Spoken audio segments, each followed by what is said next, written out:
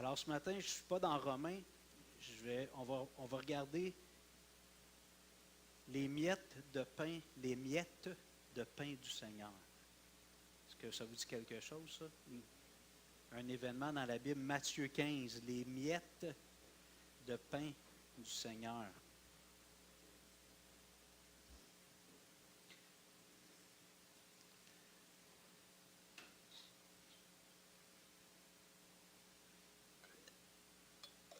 Matthieu 15, versets 21 à 28. Puis après ça, on va aller lire dans Marc, le passage parallèle.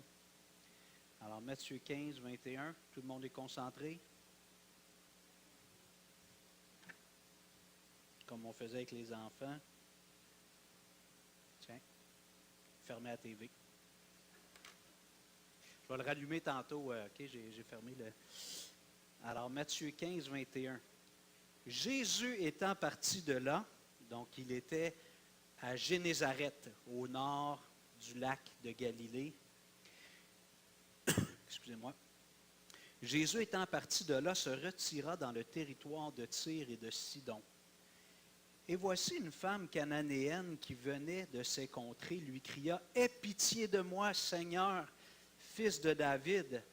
Ma fille est cruellement tourmentée par le démon. » Il ne lui répondit pas un mot, et ses disciples s'approchèrent et lui dirent avec instance, « Renvoie-la, car elle crie derrière nous. » Il répondit, « Je n'ai été envoyé qu'aux brebis perdues de la maison d'Israël. » Mais elle vint se prosterner devant lui, disant, « Seigneur, secours-moi. » Il répondit, « Il n'est pas bien de prendre le pain des enfants et de le jeter aux petits chiens. »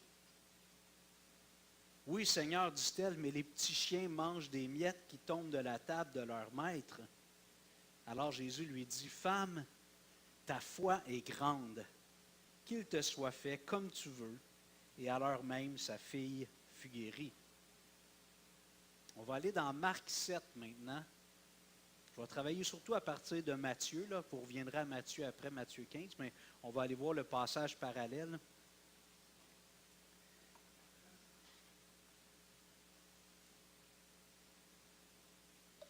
Marc 7, 24. 7, 24. Merci, Martial.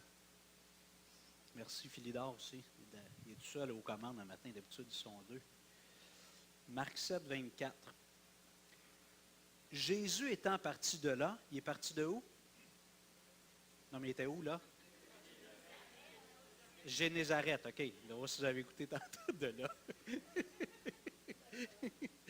Jésus étant parti de là, s'en alla dans le territoire de Tyr et de Sidon. Il entra dans une maison, désirant que personne ne le sache, mais il ne put rester caché. Car une femme dont la fille était possédée d'un esprit impur entendit parler de lui et vint se jeter à ses pieds. Cette femme était grecque, syrophénicienne d'origine. Elle le pria de chasser le démon hors de sa fille.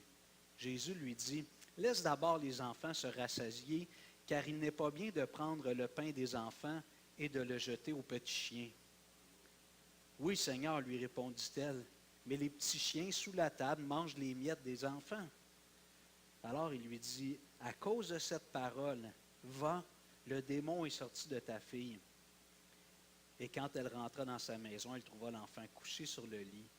Le démon était sorti. Wow! Quelle histoire, hein?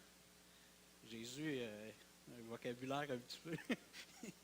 On va voir ça tout à l'heure. Mais, OK, si j'avais à vous poser simplement, parce que ce n'est pas un texte qui est difficile, vraiment, on va prendre le temps quand même de le regarder, regarder des détails, mais vous diriez que c'est quoi la leçon? Levez votre main. C'est quoi la leçon que Jésus voulait nous communiquer à travers ce récit-là? C'est une histoire vraie, ce n'est pas une parabole, mais la foi. La foi. Êtes-vous d'accord? Persévérance. OK, elle a été tenace. L'humilité. OK, donc la dame est humble là-dedans aussi. Est allée à lui. OK, là on va dans des sous-points, mais la grande leçon qu'on peut retenir de cette histoire-là, c'est c'est la foi. On va voir quand il dit les petits chiens, ça a l'air de ne pas être pour tout le monde, là, mais finalement, Ouais, mais on va réfléchir là-dessus tout à l'heure. Alors, moi, je me souviens, j'ai eu mes parents, ben, ma mère, mon père a accompagné pendant 2 ans, mais on commençait à fréquenter une église évangélique quand j'avais environ 5, 6 ans. Donc, je suis allé à l'école du dimanche, comme les enfants qui sont descendus tantôt, presque tout mon primaire, là. Ouais, presque tout le primaire. Puis, on nous racontait ces histoires-là, les hauts faits de l'Éternel dans l'Ancien Testament, Pierre qui marche sur l'eau, les guérisons, tout ça. Puis, ce que moi j'ai réalisé, c'est qu'en vieillissant, nous les adultes, on rationalise. On devient plus rationnel. Puis on a tendance à analyser un peu plus. Puis c'est correct, là, on vieillit, notre cerveau se développe, notre compréhension se développe, mais je me suis dit, toutes ces histoires-là qu'on raconte aux enfants à l'école du dimanche, à la base, la Bible, elle est écrite pour les adultes, pour les parents. Puis les parents ont la responsabilité de le communiquer à leurs enfants. Vous êtes d'accord? À la base, les Écritures, c'est donné aux adultes, aux parents, en tout cas à ceux qui ont l'entendement, 12 ans et plus, si on se fie à la bar mitzvah.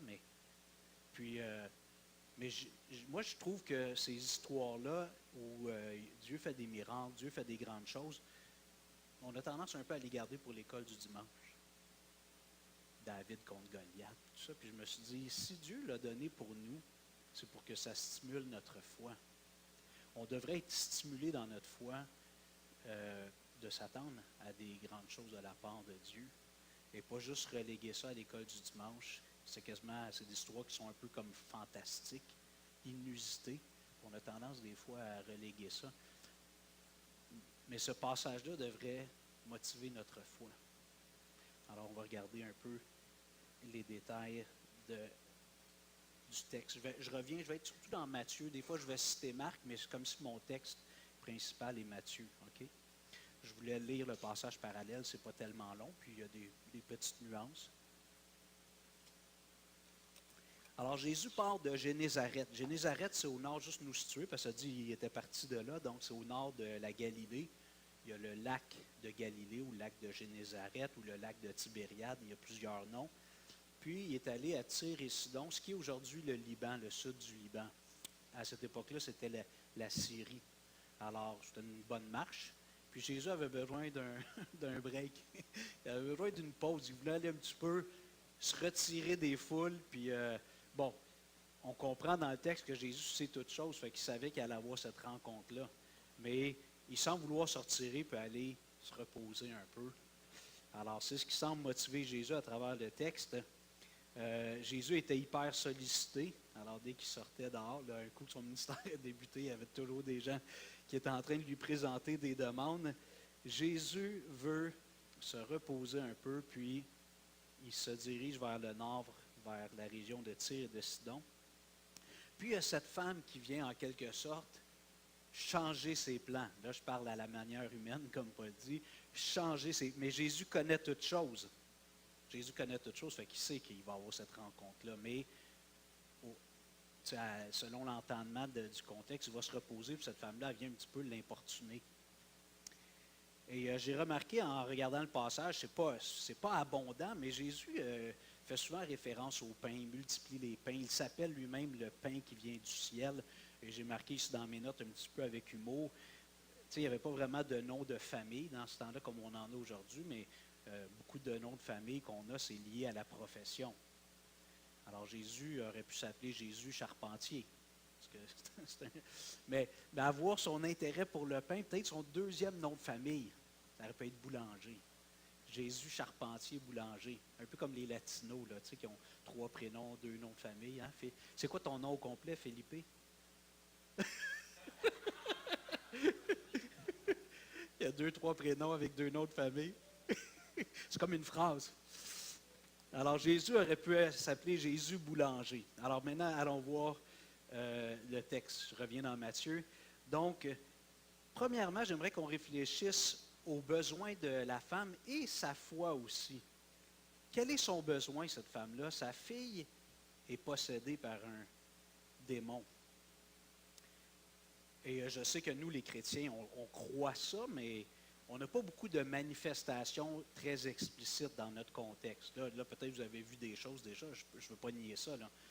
Mais moi, ce que j'aime dire, c'est que ce que le diable veut faire, c'est garder les gens loin de Jésus. Lui, peu importe la méthode, la fin justifie les moyens. Et je trouve qu'ici, au Canada, là, c'est le matérialisme, réalisation professionnelle. Il nous tient dans l'aveuglement, il tient les gens captifs avec toutes ces choses-là. Puis, si les gens nient que les anges et que les démons existent, dans le fond, le diable il aime ça.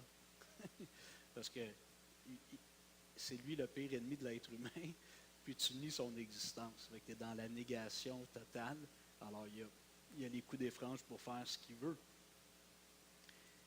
Évidemment, il ne faut pas laisser Hollywood décrire les démons. Là, évidemment, il y a toujours des films d'horreur qui sont faits avec des gens qui...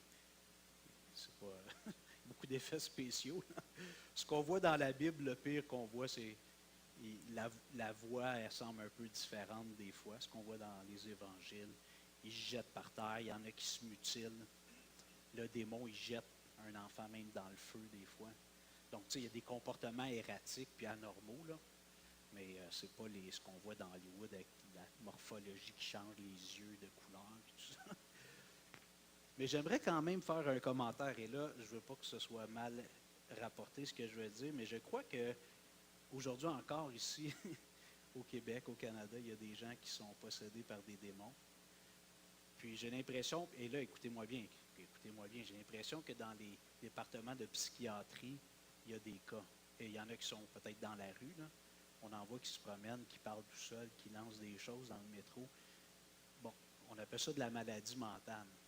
Mais je pense, écoutez-moi bien, pas dans tous les cas, mais je pense que dans certains cas, c'est des cas de possession. Parce que, on le voit dans la Bible, tu sais, je ne peux pas nier. Dans des sociétés où les gens sont moins confortables matériellement, j'ai souvent entendu des frères et sœurs haïtiens qui m'ont dit qu'en Haïti, il y a plus de manifestations. Bien, ils n'ont peut-être pas le culte du bien-être comme on l'a ici. OK? Puis je ne dis pas tout le monde. Il y a des gens qui sont sûrement bien confortables là-bas. Mais alors, le diable, il va les chercher autrement. Et là, son action est plus évidente. En Afrique, dans des pays, il y a des manifestations. J'ai entendu souvent des récits, là. Moi, j'ai eu quelques fois des gens qui m'ont contacté parce qu'ils avaient vu que j'avais un ministère d'exorcisme dans les pages jaunes. Ben non, c'est pas vrai. Ils ont cherché une église, un pasteur. Puis là, ils ont appelé à l'église. Moi, j'ai retourné l'appel. Ils m'ont dit, j'ai des démons qui viennent me voir la nuit, puis tout ça. Puis j'ai toujours une discussion au téléphone pour commencer. Je ne veux pas aller là tout seul non plus. Si c'est une dame, je ne vais pas là tout seul, c'est sûr. Mais même si c'est un homme, si quelqu'un dit qu'il y a des démons, j'aime mieux être accompagné. Pas que j'ai peur de ça, mais j'aime mieux avoir un témoin ou quelqu'un s'il y a quelque chose. Mais une seule fois, finalement, ça a été plus loin qu'un appel téléphonique. Parce que ce que j'aime dire aux gens quand ils me disent qu'eux-mêmes ils ont des manifestations, bien, je leur dis, si jamais je vais te visiter puis que Dieu utilise ma présence, une prière, quelque chose pour te libérer, si tu ne remplaces pas cette présence-là en toi par quelqu'un qui est plus fort, il va revenir. Alors là, je leur parle de Jésus, puis là, je leur dis, pense un petit peu à ça, puis rappelle-moi si tu veux ou si vous voulez que j'aille vous voir, là. Puis je vais avoir quelqu'un qui va m'accompagner. Puis une seule fois, la personne m'a demandé de retourner, puis j'ai pas eu de manifestation visible. Tu sais, la femme disait que c'était plus dans sa maison. Il y avait des livres qui tombaient, toujours le même livre qui tombait, là, des rideaux qui bougent. Alors moi, je n'ai pas été témoin personnellement. Je n'y tiens pas, mais je suis prêt à tout. Quand les gens m'appellent comme ça, je suis prêt à tout. Là, tu sais, je sors mon kit, puis là... je fais des blagues. Bien, si le Seigneur permet, parce qu'on le voit dans la Bible, les apôtres, les disciples ont chassé des démons. OK, alors vous comprenez, je ne dis pas que tout le monde dans les départements de psychiatrie sont possédés. Là. Est-ce que vous avez bien compris ça? Je crois qu'il y a certainement quelques cas que c'est des cas de possession démoniaque. OK, alors la fille de cette femme-là est possédée. Puis, évidemment, comme parents, on aime nos enfants, puis même si nos enfants, ce n'est pas des cas de possession, de voir nos enfants qui traversent des épreuves, qui font des mauvais choix, qui se mettent les pieds dans les plats, qui ont un diagnostic d'une maladie grave, ça nous brise le cœur, les parents. Alors j'imagine cette femme-là qui voit sa fille qui est tourmentée dans Matthieu, dans Marc, ça dit qu'elle est possédée par un esprit impur. Alors, cette femme-là a le cœur lourd, puis est-ce qu'elle a essayé, là je spécule, est-ce qu'elle a essayé d'aller voir des exorcistes? Il y en avait, on voit dans les actes, quand il y avait des gens qui chassaient des démons, finalement, ils voyaient qu'avec le nom de Jésus, ça marchait. Mais le démon, il dit, je ne vous connais pas, vous autres, je ne connais pas. Vous vous souvenez du récit dans les actes? Les fils de... Je ne me souviens pas, il dit son nom. De qui? Les fils de Séba, qui étaient 7, je pense. Ils ont essayé de chasser les démons au nom de Jésus, puis ils se sont fait ramasser. Les démons ont dit, on ne vous connaît pas, vous autres, on connaît Paul, mais vous autres, on ne vous connaît pas. Ils en ont mangé toute une, comme on dit.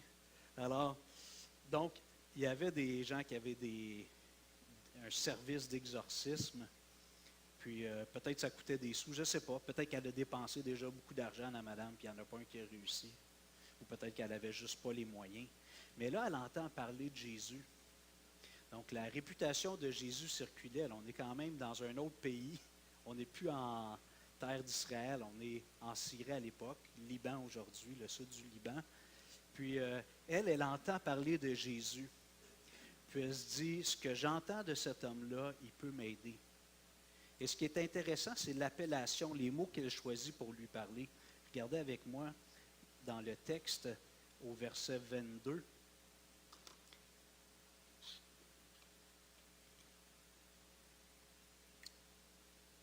Et voici une femme cananéenne qui venait de ces contrées, lui cria, « Aie pitié de moi, Super Jésus,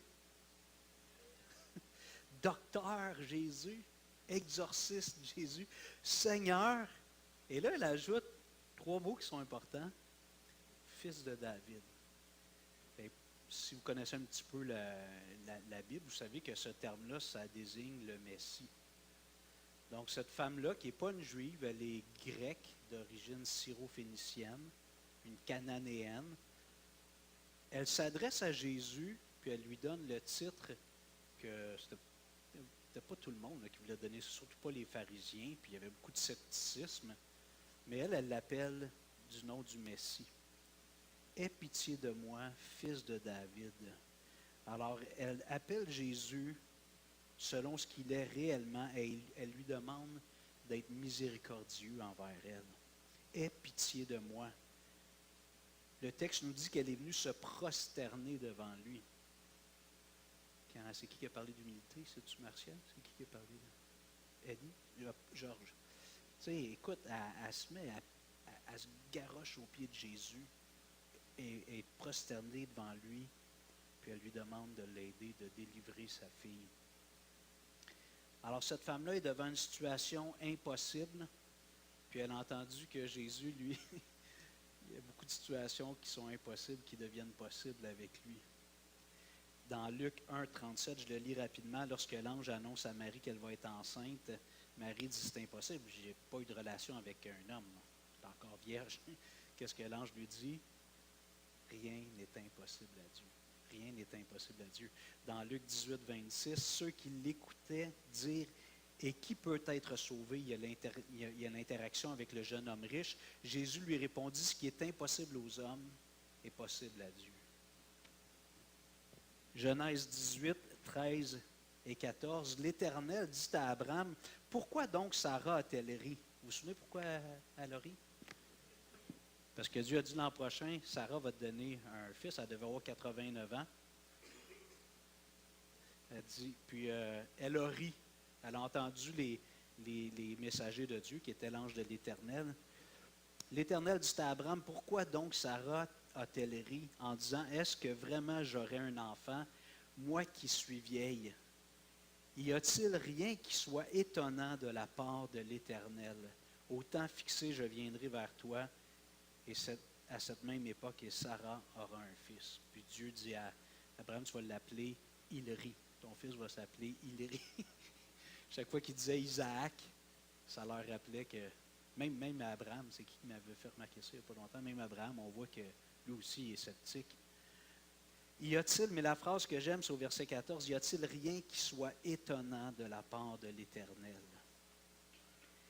Alors, cette femme qui est devant une situation impossible, qui a peut-être eu recours, qui a essayé d'avoir recours, j'imagine, avec des sorciers, des chamans, des exorcistes, sa fille est là, puis elle aime sa fille, elle la voit souffrir, son cœur est brisé. Puis elle dit, j'ai entendu que ce Jésus, et même on dit que c'est le Messie, alors elle l'interpelle comme tel. Seigneur, fils de David. Seigneur, ça pouvait être un terme qu'on utilisait avec d'autres personnes, ok? Mais fils de David, c'est un terme unique, c'était seulement le Messie. Maintenant, quelle est la réponse de Jésus? On est dans Matthieu 15, verset 23. Il ne lui répondit pas un mot, et ses disciples s'approchèrent et lui dirent avec instance, renvoie-la, car elle crie derrière nous. Il répondit, je n'ai été envoyé qu'aux brebis perdues de la maison d'Israël. Alors, la première réaction de Jésus, il l'ignore. Mais ce qui est intéressant, c'est que Jésus, il connaît toutes choses, il sait ce qui va se passer. Mais quand même, si on regarde la chronologie des événements, puisqu'on observe de l'extérieur, Jésus, il l'ignore. La femme a crié, puis sûrement qu'il y en avait d'autres qui criaient. Jésus, il devait en avoir des demandes à tout bout de champ. Il devait être hyper sollicité pour faire des guérisons, entre autres. Okay?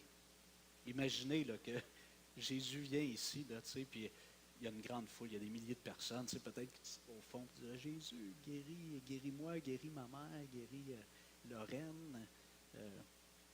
Alors, Jésus l'ignore au premier abord. Puis là, ses disciples même disent, garde, elle est fatigante. Jésus dit de s'en aller, elle va t'écouter, tu as l'autorité. Et là, Jésus dit, je n'ai été envoyé qu'aux brebis perdues de la maison d'Israël. Et là, c'est important parce que ce commentaire-là nous aide à comprendre un peu lorsqu'il parle de petits chiens. Okay?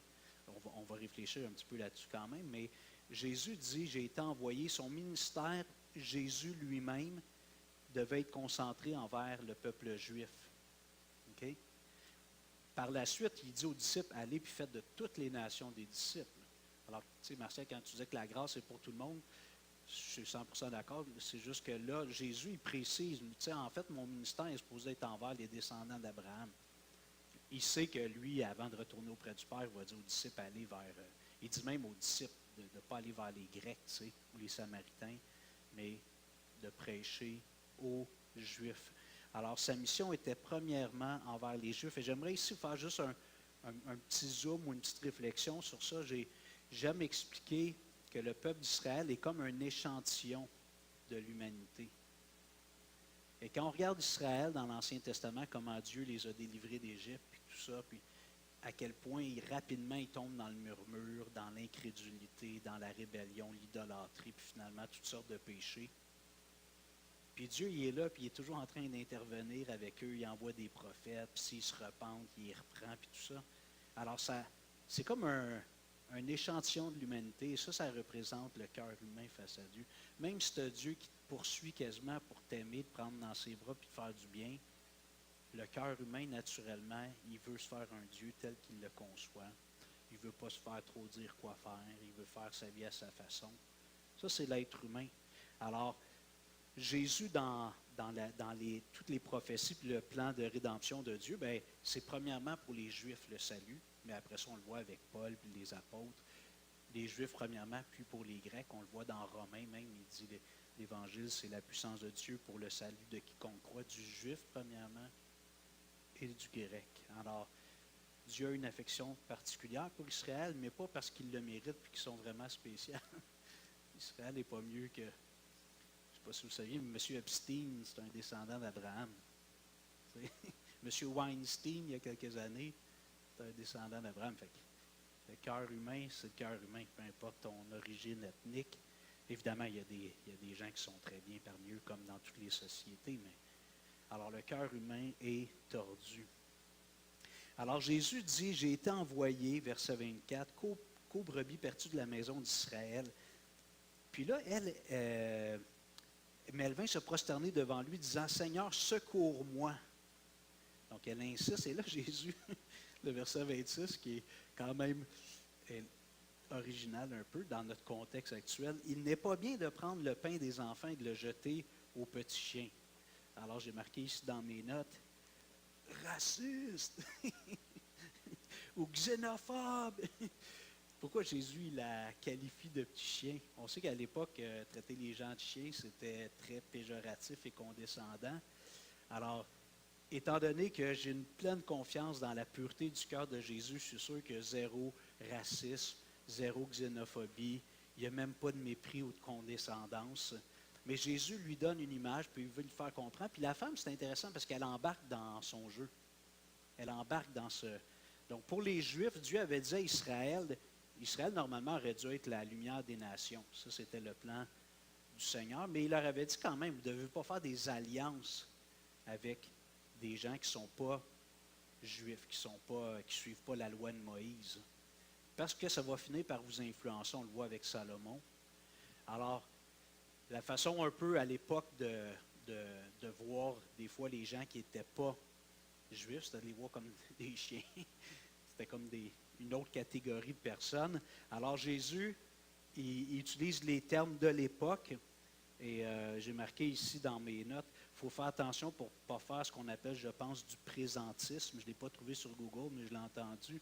C'est très à la mode. Aujourd'hui, on interprète des actions du passé à la lumière des valeurs actuelles. Tu sais, la société, elle change, là. Je ne veux pas dire elle évolue parce que ce n'est pas toujours une belle évolution, mais la société change. Tu sais, moi, j'ai mes parents, peut-être certains d'entre vous, quand vous étiez à l'école, les religieux, ils avaient le droit de vous corriger physiquement. Puis il y en a qui étaient brutales, il y en a qui le faisaient avec modération, mais Inan, tu as connu ça? Mais toi, tu devais être une bonne petite fille, tu n'as pas dû être corrigé trop souvent.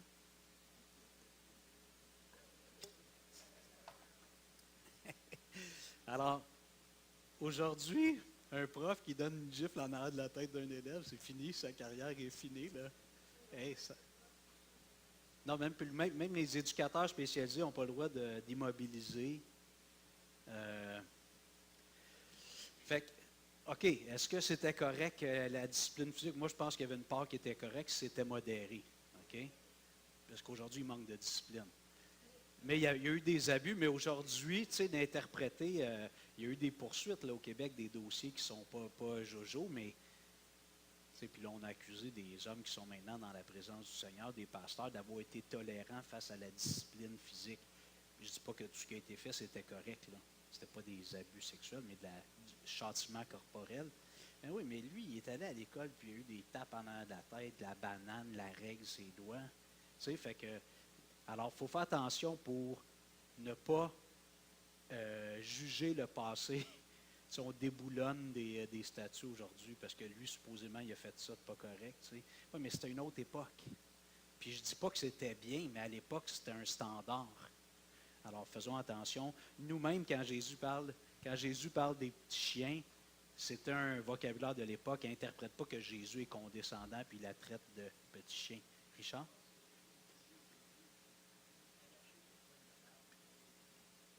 Ben oui. Oui, mais des fois, j'en parle à André. Il faudrait qu'on fasse ça avec les... Non, mais non, c'est pas vrai. C'est pas vrai. C'est pas vrai. Mais, ouais, c'est ça. Mais là, c'est... OK, alors, ne jugeons pas les mots que Jésus emploie à la lumière de... Si on traite quelqu'un de chien aujourd'hui, c'est...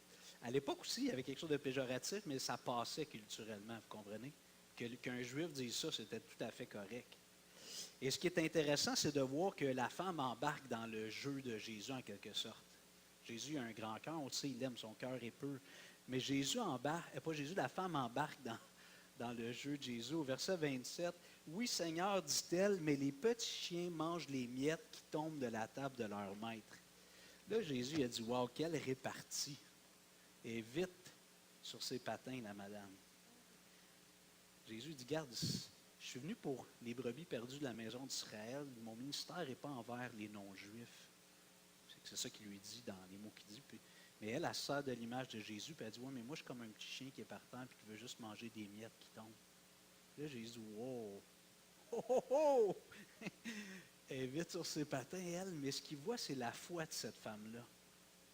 Elle dit à Jésus, je veux pas le pain, je veux juste les miettes. Puis juste tes miettes vont être suffisantes. C'est pour ça que j'ai intitulé le message, les miettes de pain du Seigneur. Cette femme-là dit, je ne veux même pas un morceau de pain. Je ne veux pas le pain au complet. Je veux juste les miettes. Nous, on a un chien, il s'appelle Spikey. Maribel, elle le connaît un peu. Puis, Une fois, quand il était jeune, mais il avait déjà tu sais, c'est un chien 100 livres. Là, il était 80 quand il était jeune, mais comme moi, plus vieux, il a pris du poids. Donc là, il est rendu à 100 livres à peu près. Puis c'est comme un labrador, un gros labrador. Puis à un moment donné, on avait fait bouillir, cuire un bon jambon. Puis on l'avait laissé sur le comptoir pour qu'il refroidisse. Puis là, on arrive dans la cuisine, on était parti ailleurs, on arrive, puis le chien est en train de se payer la traite. Il a monté, il a pris le jambon avec sa bouche, puis il est en train de le manger par terre. Et je l'ai chicané. Je pense que c'est la seule fois que je l'ai vraiment chicané. Puis j'ai arraché les poils de barbe. Non, c'est pas vrai.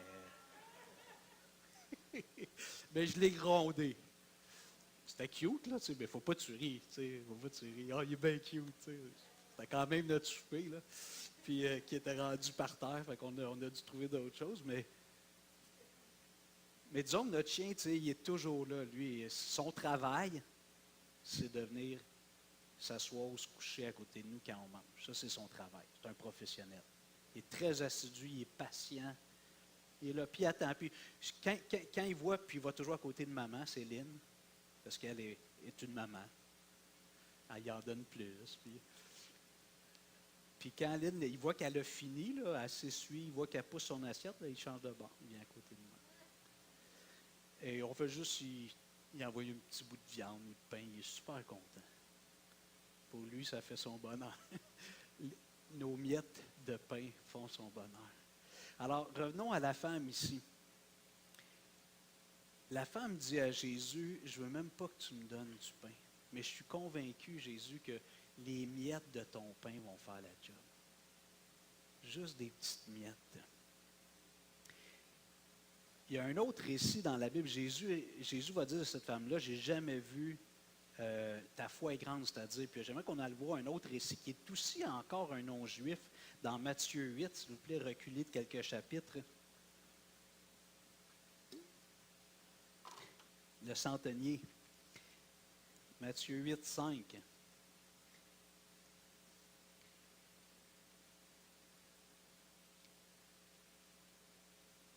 Comme Jésus entrait dans Capernaüm, verset 5, un centenier l'aborda, donc il était romain, je ne sais pas, il travaillait pour les Romains. Un centenier l'aborda, le priant et disant, Seigneur, mon serviteur est couché à la maison, atteint de paralysie et souffrant beaucoup. Jésus lui dit, j'irai et je le guérirai. C'est quand même pas pire. Je vais y aller là, tantôt. Mais là, le centenier répond, Seigneur, je ne suis pas digne que tu entres sous mon toit, mais dis seulement un mot et mon serviteur sera guéri. Wow! Car moi qui suis soumis à des supérieurs, j'ai des soldats sous mes ordres, et je dis à l'un, va, et il va, à l'autre, viens, et il vient. Et à mon serviteur, fais cela, et il le fait. Après l'avoir entendu, Jésus fut dans l'étonnement. Imagine Jésus qui est étonné. Wow! Et il dit à ceux qui le suivaient, je vous le dis en vérité, même en Israël, je n'ai pas trouvé une aussi grande foi. Or, je vous déclare que plusieurs viendront de l'Orient et de l'Occident et seront à table avec Abraham, Isaac et Jacob dans le royaume des cieux. Mais les fils du royaume, en parlant de certains Juifs, seront jetés dans les ténèbres du dehors, où il y aura des pleurs et des grincements de dents. Puis Jésus dit au centenier, va qu'il te soit fait selon ta foi, et à l'heure même, le serviteur fut guéri. Intéressant. Encore un non-juif, un centenier romain. C'était quoi ses origines? Il ne s'est pas précisé, là, mais ce n'était pas un juif. Puis Jésus le précise. Et là, quand Martial disait tantôt, la grâce, c'est pour tous. Ici, on voit que Jésus fait des références dans son ministère. Il dit ici que dans le ciel, au paradis, dans la nouvelle création, excusez, il y a des Juifs qui ne seront pas là. Ce n'est pas parce que tu es un descendant biologique d'Abraham que tu vas être dans le royaume des cieux. Mais il dit qu'il va y avoir des gens qui vont venir de partout, des païens, des non-juifs qui vont venir, qui vont être assis avec Abraham, Isaac et Jacob. Mais ce que je veux souligner ici, c'est le fait que Jésus est étonné, un peu comme avec la femme. Puis c'est les deux expressions les plus fortes où Jésus est lui-même comme « Wow, quelle foi! Alors, il y a la femme syrophénicienne sur laquelle on réfléchit ce matin, mais il y a aussi cet homme-là, un centenier romain. Jésus, verset 10, fut dans l'étonnement et il dit à ceux qui le suivaient, « Je vous le dis en vérité, même en Israël, je n'ai pas trouvé une aussi grande foi. » Puis là, il dit au verset 13, « Puis Jésus dit au centenier, « Va qu'il te soit fait selon ta foi. » Et alors même, son serviteur fut guéri. Donc, un peu comme le récit de la femme syrophénicienne, Jésus nous communique à travers ces récits-là qui ne sont pas des paraboles, qui sont des histoires vraies, le fait que si on a la foi en Dieu, si on a une grande foi, bon, Jésus dit, si vous aviez la foi comme un grain de sénévé ou un petit grain de moutarde, il dit, vous diriez à cette montagne, jette-toi dans la mer, puis elle jetterait dans la mer. Alors, quand on dit grande foi, peut-être qu'elle avait la foi comme un grain de moutarde. Mais Jésus nous encourage à avoir de l'audace. On l'a écrit, hein, je pense. C'est-tu écrit? Ayons une foi audacieuse. Et quand je vous disais en introduction que, bon là, ça c'est Hugo, OK? Vous n'êtes pas obligé d'être d'accord, mais moi, mon observation, c'est que, tu sais, je suis content d'être dans une église baptiste où on insiste beaucoup sur l'étude puis l'enseignement de la Bible. Puis on a nos frères qui sont un petit peu plus charismatiques, on va dire pentecôtisants ou quelque chose comme ça. Puis je trouve qu'au niveau de la foi, ils me challengent un peu, eux autres. Je trouve qu'ils sont plus audacieux. Est-ce qu'il y a des exubérances? Oui. Mais est-ce que je peux apprendre, en tout cas moi, de mes frères de cette tribu, j'appelle la tribu baptiste, tribu pentecôtiste, je trouve que leur foi, c'est comme un aiguillon, ça me pique à avoir plus de foi et à avoir plus d'audace. Et je veux préciser ici, parce qu'il y a un mouvement qui existe dans le milieu évangélique depuis quelques années, je ne me souviens pas, c'est Words of Faith, quelque chose comme ça, c'est si tu dis une chose, tu proclames quelque chose, Dieu va le faire. C'est un peu comme dans le fond, la puissance est en toi. Tu le dis, bon, il va dire que c'est Dieu qui le fait, là, mais et moi, je trouve que c'est important de se rappeler que le Seigneur, il veut qu'on ait une grande foi, mais il ne demande pas de lui commander des choses. Des fois, la façon de le phraser, tu sais, moi, je prie pour le salut de mes enfants, Seigneur, sauve-les. Je ne dis pas, Seigneur, s'il te plaît, veux-tu les sauver? Quand ça vient de mes traits, sauve-les, touche leur cœur. Tu sais. Fait que j'ai l'air peut-être de commander, mais c'est une demande. Alors, on demande à Dieu, mais on ne commande pas. Mais le Seigneur veut qu'on demande avec foi, puis qu'on demande avec conviction que Dieu peut le faire, puis avec persévérance. Il y a la parabole de la veuve avec le juge inique. On revient à Matthieu 15. Alors Jésus lui dit, « Femme, ta foi est grande. » Et vous savez, en grec, le mot grand, c'est méga. Comme ça, méga. OK? Alors, on connaît ce mot-là. On l'utilise, nous autres. Ah, tu sais, j'ai des mégabytes, ou une méga-vente, ou un méga-événement. Ça veut dire très grand. Mais quoi? Méga prix? Prix comme l'argent, tu veux dire?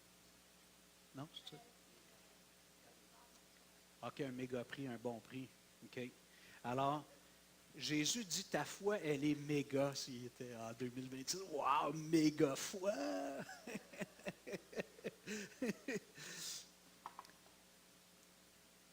Alors, ce que j'aimerais qu'on retienne pour nous, deux choses. Premièrement, demandons au Seigneur qu'il fasse tomber des miettes de Satan.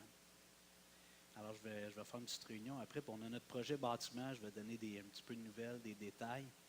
Mais ayons l'audace. Puis Jésus a aimé voir l'audace de cette femme-là. Et moi, je pensais à ça, je me dis, Seigneur, tu peux. Ce qu'on a besoin, c'est juste des miettes pour toi. On ne demande pas 15 milliards ou trilliards ou trillions. Tu sais. Mais pour le Seigneur, c'est juste des miettes. Alors, si on croit que le Seigneur possède toute chose, juste quelques miettes du pain du Seigneur, ça va être suffisant. Vous êtes d'accord? Oui. Ayons la foi de cette femme-là. Ayons une méga foi que Dieu peut le faire. Ayons l'audace. Dieu est libre de dire oui ou non. Et moi, j'aime, quand je prie pour des choses comme ça que j'ai dans les tripes, bon, des fois, Dieu ne répond pas, puis je bougonne. Tu sais, je fais un petit peu la baboune. Mais j'aime l'exemple de David, quand malheureusement il y a eu un premier enfant avec Bathsheba. Là, c'est une histoire qui n'est pas très bien, mais il y a eu un enfant avec Bathsheba, mais l'enfant était malade, vous vous souvenez? Puis qu'est-ce que David a fait? Il a jeûné, il a prié, il ne mangeait pas. Puis là, l'enfant, il meurt finalement, parce que lui, il demande à Dieu de guérir l'enfant. Est-ce qu'il se sent extrêmement coupable parce qu'il sait qu'il a fait quelque chose de pas bien, puis c'est peut-être la discipline, je ne sais pas, mais il supplie Dieu, tu sais, c'est-tu peut-être, garde, c'est moi qui ai été stupide, là, mais punis pas cet enfant-là, tu sais, je ne sais pas comment il priait, mais... Puis là, quand l'enfant meurt, les serviteurs viennent voir David, puis ils disent, l'enfant est mort, ils ont peur du dire, ils disent, il va arracher les murs. Qu'est-ce que David fait? Il se lève, il se lave, il se parfume, il s'habille, il dit préparez-moi à manger. Puis là, ça dit le texte, les gens sont surpris, ils disent comment ça, tantôt, pendant le temps que l'enfant était malade, tu étais complètement triste. Puis, Dieu a donné sa réponse, final bâton, on passe à d'autres choses. OK? Fait que c'est peut-être un petit peu rapide comme deuil, là, mais. Fait que moi, j'essaie d'avoir cette attitude-là. Tu sais, je vais essayer d'être passionné dans ma prière. Mais je sais que c'est Dieu qui dit oui ou non en bout de ligne. Puis s'il dit non, il ne faut pas que je fasse de baboune. Je me parfume, je me lave, je mange, puis la vie continue. Bon, c'est pas toujours facile comme ça, mais l'affaire, c'est que jusqu'à temps que Dieu donne sa réponse, je dois avoir cette ferveur.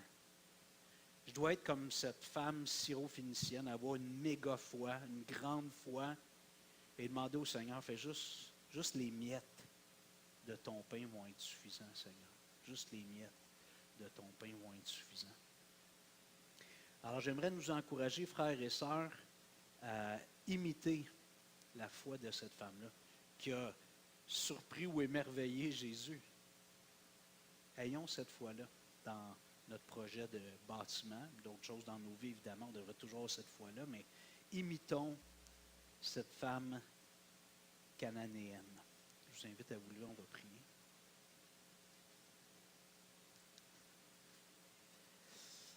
Seigneur, tu nous donnes des récits comme ça. Ça ici, ce n'est pas une parabole, c'est une histoire vraie. C'est des faits qui se sont réalisés. Mais tu t'es assuré que ce soit dans les évangiles. Et il y a plein d'autres passages aussi, mais tu veux stimuler notre foi en toi. La foi n'est pas dans la puissance de notre parole.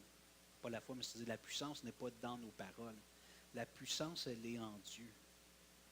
Mais à plusieurs reprises, tu dis tout ce que vous demanderez en priant, croyez que vous l'avez reçu et vous le verrez s'accomplir. Je ne peux pas dire que tu as répondu à toutes mes requêtes depuis que je suis chrétien. Mais tu veux que je prie dans cette attitude de grande confiance en toi, une grande confiance dans tes capacités. Et Seigneur, dans notre projet bâtiment qui est devant nous, Seigneur, on te demande de faire tomber quelques miettes de ta table pour nous aider à avancer dans ce projet-là, s'il te plaît. Et Seigneur, bon, on peut déjà se mettre en mode un peu analytique, sceptique, dire oui, mais si Dieu ne le fait pas, mais j'essaie de ne pas penser comme ça pour l'instant. Il y a une date butoir pour l'instant qui est écrite sur l'offre d'achat qui est le 14 mars. Ben, jusqu'au 14 mars, je veux être comme cette femme. Essayer du moins. Puis si le 14, tu donnes une autre réponse, ben, que je sois comme David qui accepte ta décision.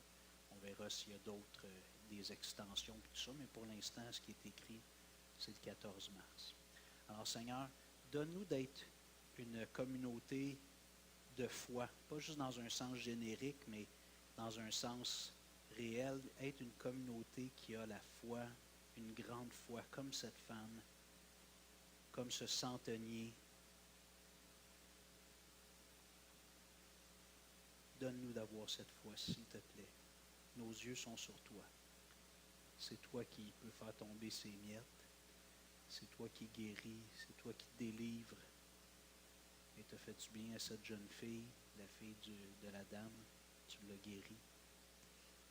C'était impossible, inusité, inouï ce que tu as fait, Seigneur. Alors oui, Jésus, fils de David, s'il te plaît, fais tomber tes miettes sur nous. Au nom de Jésus, amen. Amen. Merci.